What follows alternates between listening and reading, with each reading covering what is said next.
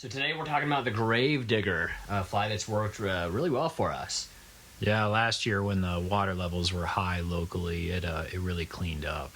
Yeah, it really did good. And I think maybe one of the reasons why is because it was just got this big, huge size 4 mosquito hook. Yeah. To get down there. And the weight of this hook really helps you to get down, especially there's that one spot on the Provo, Yeah. This fly brought me probably biggest fish on the Provo so far, and it was because I could get it down to about 6 to 8 feet without any added weight. And I don't know, the fish was definitely over 20. It was a big, happy rainbow. Yeah, nice and fat. I mean, it was almost. It almost was steelhead size. It was a really, really good one. You made a small steelhead, so Yeah. still pretty good, pretty good. And the Grave Digger name came out because of the colors of the fly, right? Yeah. I mean, you see us using the chartreuse UV thread here. That combined with the purple yarn you'll see in a minute really reminded me of the old monster truck, the Grave Digger. Yeah, so I mean, and that's kind of what this fly is. It's a big monster truck fly that's going to go down there and scare the fish, and hopefully we got lots of redneck fish that like Grave Digger. Yeah. digging trout graves. Yeah, digging trout graves. Digging trout graves. And the Shetland Spindrift, this is part of the ER wool body series that we came up with. Yeah. The yarn itself is really what makes the fly.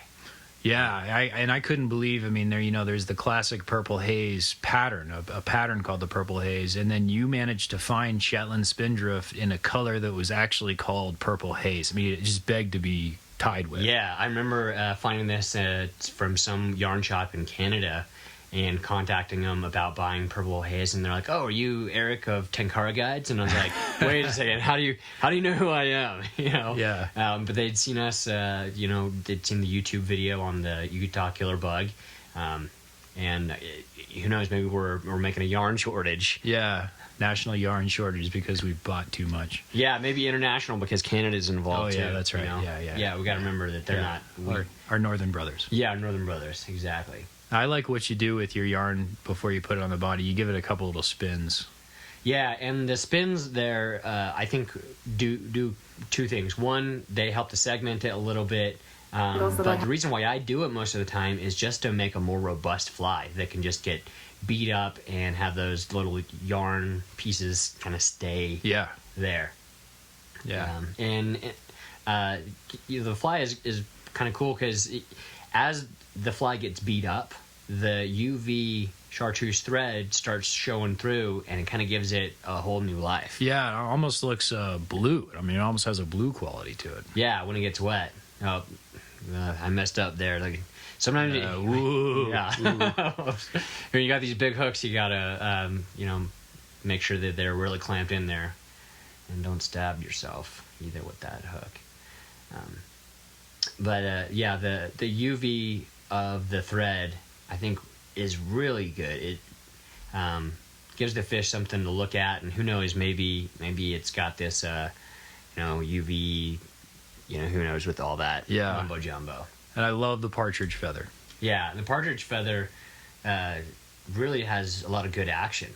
Yeah, on this, and the segmented color is wonderful.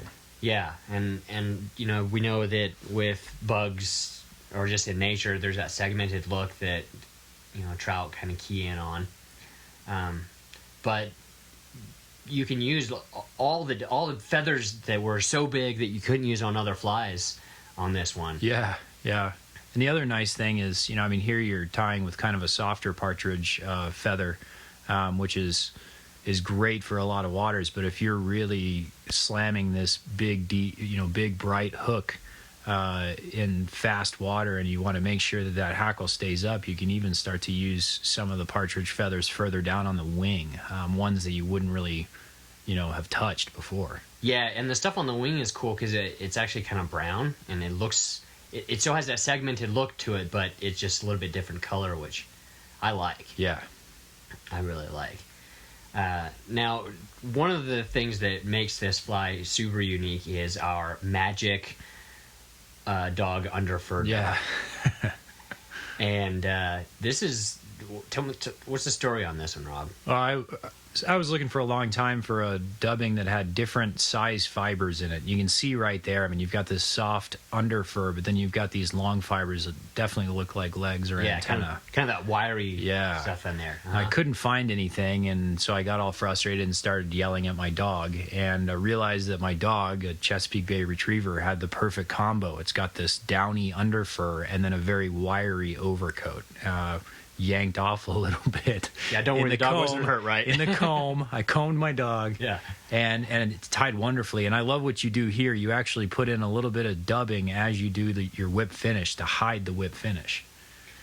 Yeah, and fish or most flies don't have that yellow collar on there, so this hides it really well. And together with the Magic Dog Underfur dubbing, the UV chartreuse thread, and the purple haze, you get the Grave Digger.